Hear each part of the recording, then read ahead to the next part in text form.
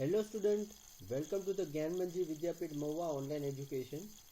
I Abhay Vyas is today going to resume our computer syllabus with chapter number 4. At last we have discussed about the primary memory, in which we have discussed about the types of RAM and ROM. Today we are going to resume our topic with the ROM, right? ROM concept के अंदर last में हमने ROM के types के बारे में discuss किया था. Now we are going to discuss more related to the ROM. So normally read only memory is a kind of non volatile memory, जिसके अंदर डेटा जो है वो एक बार स्टोर हो जाए फिर उसके अंदर डेटा परमानेंटली स्टोर रहते हैं. बट अभी रोम के अंदर हम और किस चीज़ में रोम का यूज़ होता है, उसका यूज़ जो है हम कैसे कर सकते हैं. So ROMs use is available in a firmware, right. Firmware के अंदर रोम का यूज़ जो है वो आप देख सकते हो. तो नॉर्मली फॉर्मवेयर जो है वो हम किसे कहते हैं, तो firmware is a combination of software and hardware. Software and hardware दोनों के कॉम्बिनेशन से जो डिवाइस बनता है उसे हम क्या कहते हैं, फॉर्मवेयर कहते हैं. तो फॉर्मवेयर जो है वो नॉर्मली उसका एग्जांपल मैं आपको दूं तो microwave oven, washing machine, this all are the devices which is known as a firmware. तो इस डिवाइसेस के अंदर जो है ना वो अलग अलग टाइप की रोम का यूज होता है. जैसे कि नॉर्मल रोम उसके अंदर होता है या तो EPROM, erasable programmable read only memory, या तो फ्लैश मेमोरी. ये तीन टाइप की अलग अलग प्रकार की मेमोरी इसके अंदर होती है, राइट. तो ये मेमोरी जो है वो क्या करती है, तो जब भी आप ये वॉशिंग मशीन या तो माइक्रोवेव ओवन जैसे मशीन को शुरू करते हो, मतलब ऐसे फॉर्मवेयर को शुरू करते हो, तो कई नॉर्मल इंस्ट्रक्शन जो है वो आपको मिलती है. जैसे कि उसका यूज कैसे करते हैं, उसके अंदर particularly machine is ready to use, ऐसी जो सर्विसेज आपको मिलती है वो ऑटोमेटिकली लोड होकर आपके स्क्रीन के सामने आती है. तो ये सभी चीज़ जो है वो रोम के अंदर स्टोर रहती है. जब भी आप टाइमिंग देते हो तो टाइमिंग जो है वो एक बार देते हो तो उस टाइमिंग के अनुसार जो है वो काम अपना शुरू कर देता है.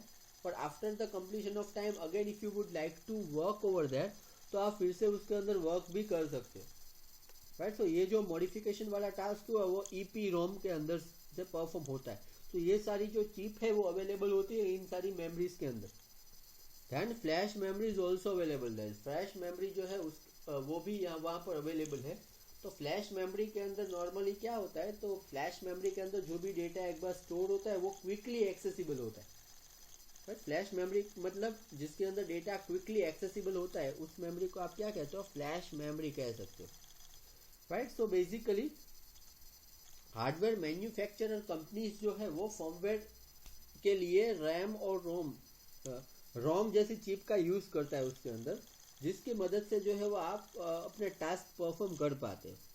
कई फॉर्मवेयर की कंपनीज कई फॉर्मवेयर के अपडेट्स जो है वो आप मोबाइल के अंदर भी गेट कर सकते हो. जैसे कि यहाँ पर एक अपडेट दिया गया है, this line is very important for you, that many mobile phones use firmware over the air, F4TA, right. This is the full form of this line, firmware over the air to update the mobile firmware, which makes the activity independent of cable, computers and third party software.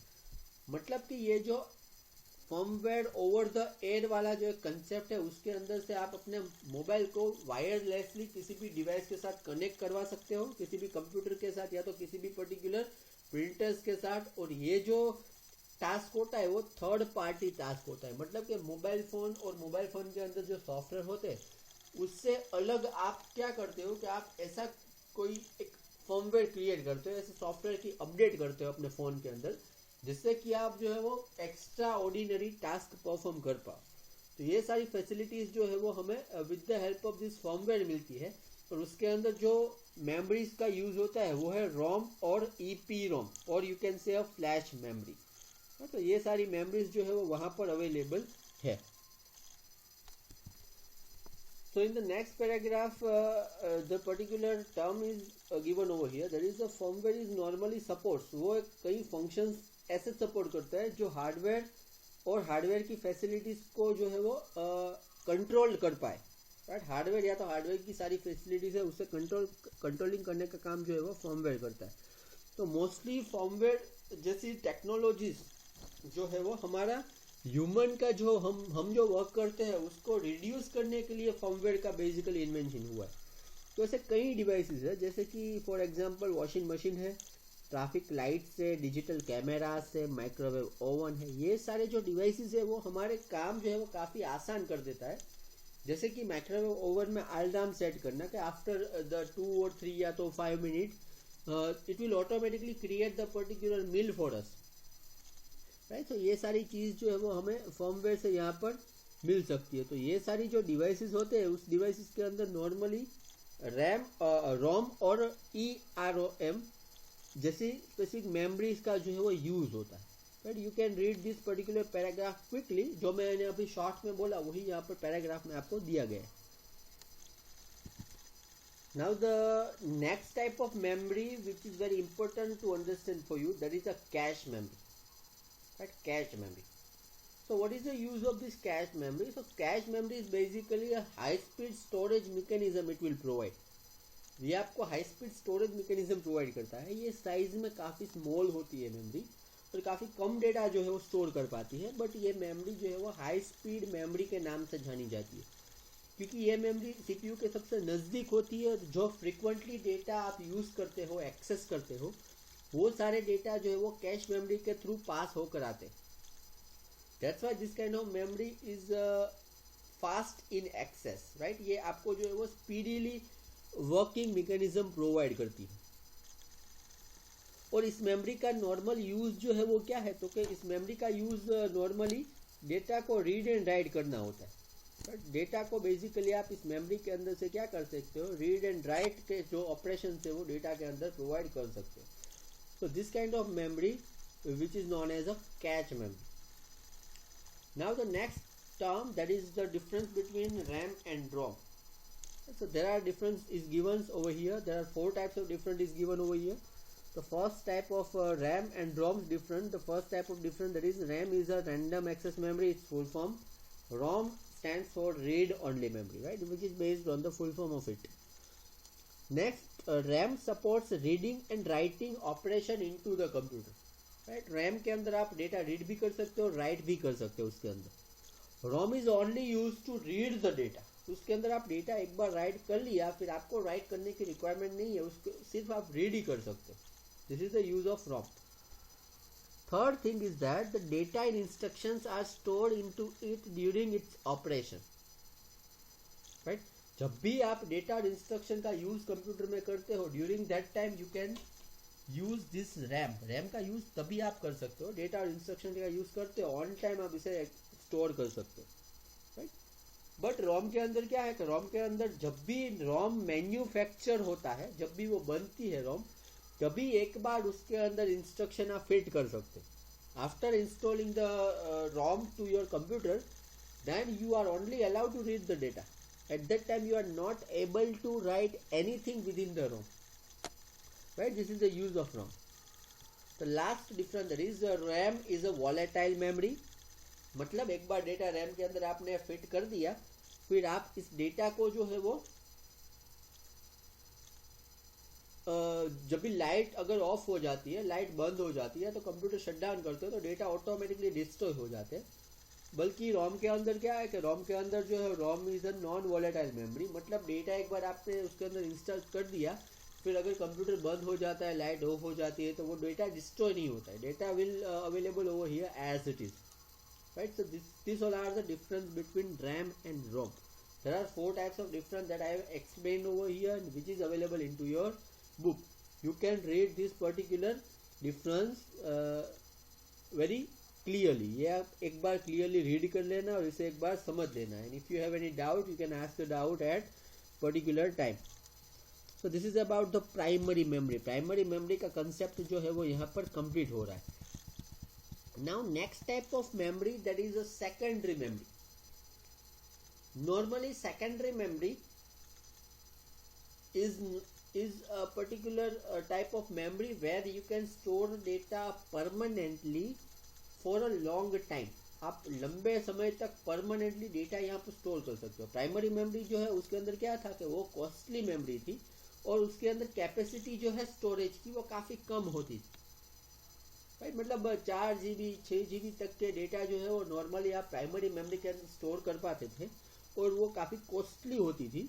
और वो data को जो है वो long period of time तक store नहीं कर पाती थी। मतलब कि भाई मैंने आज डेटा सेव किया, कंप्यूटर को शट डाउन किया और कल मैंने अगेन कंप्यूटर को ओपन किया, तो I am not able to get the data over that. But save करने का जो मैकेनिज्म है, जो परमानेंटली डेटा स्टोरेज का मैकेनिज्म है, वो मैकेनिज्म हमें सेकेंडरी स्टोरेज के अंदर मिलता है, जिसका जो सेकेंडरी स्टोरेज के अंदर हम नॉर्मली डेटा, इंस्ट्रक्शन और जो भी इंफॉर्मेशन हमें परमानेंटली स्टोर करवानी है वो हम करवा सकते हैं। और ऐसे कई डिवाइसेस अवेलेबल हैं, जैसे कि प्राइमरी मेमोरी में रैम एंड रोम टाइप के जो 2 टाइप के डिवाइसेस थे जो टेम्पररी डेटा स्टोर करते थे। बट यहाँ पर सेकेंडरी मेमोरी के अंदर परमानेंट डेटा स्टोरेज करने के लिए hard disk, compact disk, digital versatile disk and pen drive, ये 4 टाइप के अलग अलग डिवाइसेस अवेलेबल है। Hard disk, CD that is compact disc, DVD that is digital versatile disc, and pen drives. These all are the types of secondary storage device. Right, so basically secondary storage device जो है वो आपको क्या करता है, तो आपको permanently data storage की एक facility provide करता है। उसके अंदर memory जो है उसकी क्षमता काफ़ी हाई होती है, मतलब आप जो है वो GB या तो TB तक के डेटा जो है इस मेमोरी के अंदर स्टोर करवा सकते हो। इसकी साइज़ काफ़ी ज़्यादा होती है और काफ़ी कम वाली साइज़ की भी ये सेकेंडरी स्टोरेज मेमोरी अवेलेबल है, जैसे कि CD एंड DVD, उसकी साइज़ काफ़ी कम होती है। सेकेंडरी स्टोरेज डिवाइसेस जो है वो नॉन वोलेटाइल डिवाइस है, मतलब कि डेटा उसके अंदर डिस्ट्रॉय नहीं होता जब तक आप डिस्ट्रॉय ना करो। अगर आपने डिस्ट्रॉय करना है डेटा को, तो आप उसके अंदर डेटा को डिस्ट्रॉय कर सकते हो। Once the data is saved in this type of memory, उस डेटा को आप इन फ्यूचर एक्सेस कर सकते हो और उसके अंदर मॉडिफिकेशन भी कर सकते हो। मतलब आज आपने डेटा सेव किया और अगर आपको उसके अंदर मॉडिफिकेशन करना है या तो कोई चेंजेस करना है, तो आप 2-3 दिन बाद, 2-3 महीने बाद, 2-3 ईयर बाद आप उसके अंदर कुछ भी चेंजेस कर उसे फिर से सेव करवा सकते हो। This kind of flexibility are provided in a secondary memory. So the secondary memory storage is also known as auxiliary memory or storage, right? उसे आप auxiliary memory या storage के नाम से भी जाना जाता है। Now this is the particular hierarchy of memory types. Right? So let's quickly revise this particular hierarchy. Mainly the concept, there is a computer memory.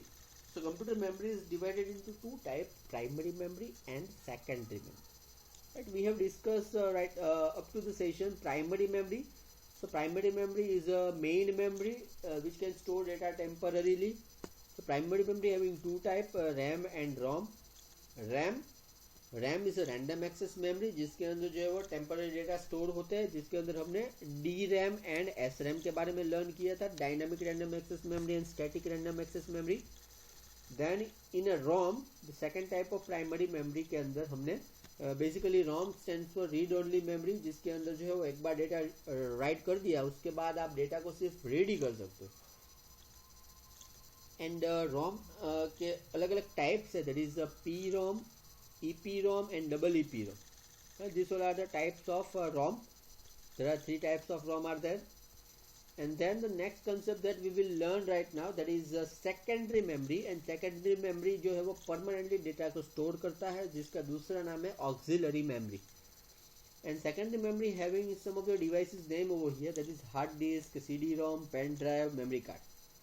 Right, hard disk, CD-ROM, pen drive and memory card, this all are the types of secondary memory. ये सारे जो है secondary memory के अलग अलग types हैं. So let's start with the first type of secondary memory, that is a hard disk. Right? So you can see the figure of hard disk over here. ऐसी छोटी hard disk जो है वो आपके CPU के अंदर install होती है. So now let's discuss about the hard disk. So hard disk basically consists of one or more rigid metal, या तो उसे आप दूसरी भाषा में कहो तो ग्लास कह सकते हो, ग्लास प्लेट से कोटेड किया जाता है with a metal oxide material that allows data to be magnetically recorded on the surface of the platters. मतलब मैग्नेटिकली डेटा को जो है वो बेसिकली उसके सरफेस, उस डिस्क के सरफेस के ऊपर रिकॉर्ड किया जाता है. But this is the figure of hard disk, you can see over here. Within the hard disk the data and instruction are recorded. on the oxide based on the surface by magneting selected particles of the surface. मतलब कि data और instruction जो है उसे इसके अंदर जो ये मैग्नेटिकली जो ऑक्साइड होता है उस ऑक्साइड के बेस्ड उसके सरफेस के ऊपर मैग्नेटिकली डेटा को जो है वो स्टोर किया जाता है. So this particles remains their magnetic orientation until the orientation is change. उसके अंदर उस पर्टिकुलर मैग्नेटिकली उस पर्टिकुलर सरफेस के अंदर आपके डेटा को जो है वो हार्ड डिस्क स्टोर रखती है. Right, so while this particular hard disk is rotated on the surface, so you can access the data at any time while you want. So hard disk platters spins at a high rate. वो जो है ना वो round में spin होता है काफ़ी speed में मतलब 1 मिनट के अंदर 5400 टाइम्स या तो 7200 टाइम तक का रिवॉल्यूशन पर सेकंड उसकी स्पीड होती है. उतने टाइम वो जो है वो पर मिनट के अंदर जो है वो रोटेट होता है राउंड में. Right, so this particular PRM short form is given over here. The RPM stand for revolutions पर मिनट. मतलब 5400 टू 7200 तक का जो रोटेशन जो है वो ये स्पेसिफिकली हार्ड डिस्क लेता है. तो हार्ड डिस्क का जो ये मेन यूज, ये रोटेशन का मेन पर्पस जो होता है वो डेटा को read and write at any time. उसका मेन रीजन ये है कि आप एनी टाइम डेटा को रीड या तो राइट कर सकते हैं. Right, now let's discuss about the different types of hard disk and what are the memory capacity of the hard disk. So अगर ट्रेडिशनल चीज़ के बारे में बोले तो पहले पर्सनल कंप्यूटर के अंदर नॉर्मली 10 GB से 500 GB तक की हार्ड डिस्क आती थी.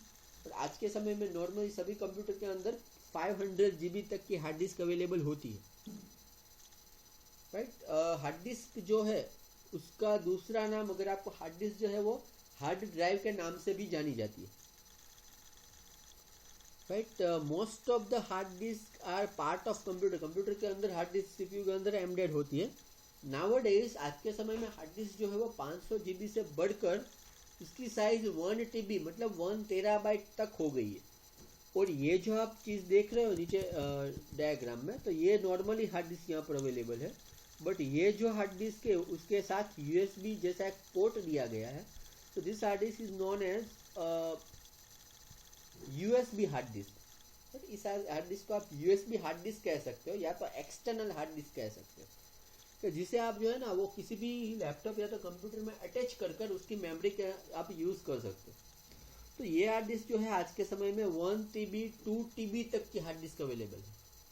राइट, मतलब 1024 GB या तो 2048 GB तक की हार्ड डिस्क जो है वो आज के समय में आपको मार्केट के अंदर अवेलेबल है. So this kind of memory you can use right now. You can see right now this kind of secondary portable memory are there in the market. Right, ये secondary portable memory type की memory आज के समय में market के अंदर available है. Now the next concept there is a compact disk, right, CD. So अभी CD, DVD और ये सारे डिस्क जो है वो available है secondary storage के अंदर. So now we are concluding our session over here. Hard disk के अंदर हमारा सेशन अभी हम कंक्लूड करते हैं. All the remaining second storage device we will discuss in the next video lecture. Today we are going to complete this session over here.